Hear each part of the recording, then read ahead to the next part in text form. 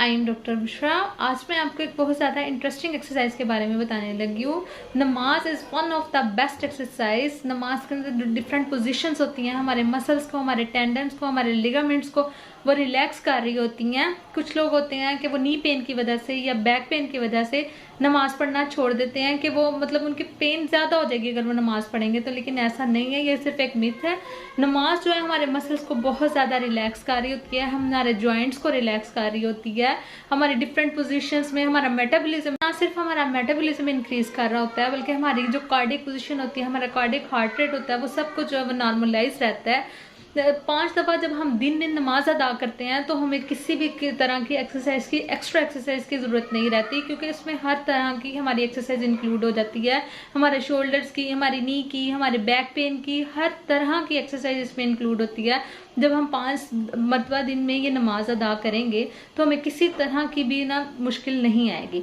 अब मैं आपको बताने लगी हूँ कि डिफरेंट पोजीशंस नमाज के अंदर, कि किस पोजीशन के अंदर हमें तो हमारा ब्लड फ्लो इंक्रीज कर रहा होता है, हमारी पूरी बॉडी के अंदर हमारा ब्लड फ्लो जा रहा होता है। जो बीपी के पेशेंट हैं, जो डायबिटीज़ के पेशेंट हैं, उनका बीपी कंट्रोल हो सकता है।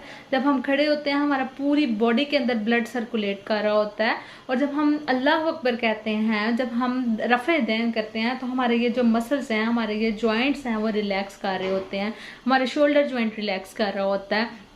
इसके अलावा जो रुकू पोजीशन है, जिनको बैक पेन का मसला है, जब वो रुकू में जाते हैं तो उनकी डिस्क बल्ज है जिनको, तो उनके पेन रिलीफ हो सकती है, उनका जो स्पाइनल कॉर्ड है वो ठीक हो सकता है। उनका स्पाइनल कॉर्ड के अंदर एक फ्लूइड होता है, जब हम रुकू पोजीशन में जाते हैं तो वो फ्लूइड जो होता है ना वो मूवमेंट के अंदर आता है।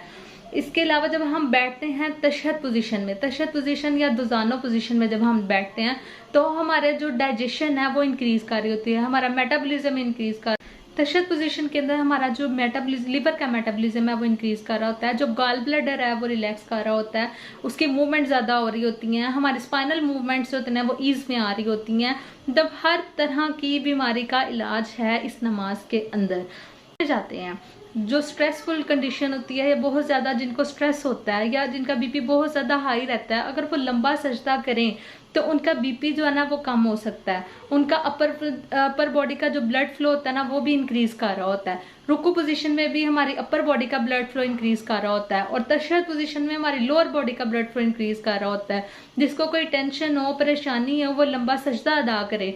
जब वो लंबा सजदा अदा करता है तो उसकी स्ट्रेस कम हो सकती है। नमाज जो है हमें एंग्जाइटी से बचाती है। हमारी भी डिफरेंट पोजीशंस होती है नमाज की, और इसको लाजमी अदा करें, इससे आपकी बॉडी हेल्थ भी मेंटेन रहती है और की स्पिरिचुअलिटी भी मेंटेन रहती है, आपका स्ट्रेस भी दूर रहता है। उम्मीद है आपको ये आज की वीडियो ज़रूर पसंद आई होगी, और इस तरह की वीडियोस को और जानने के लिए, मज़ीद इस बारे में और जानने के लिए इस चैनल को लाइक और सब्सक्राइब करना मत भूलिएगा। थैंक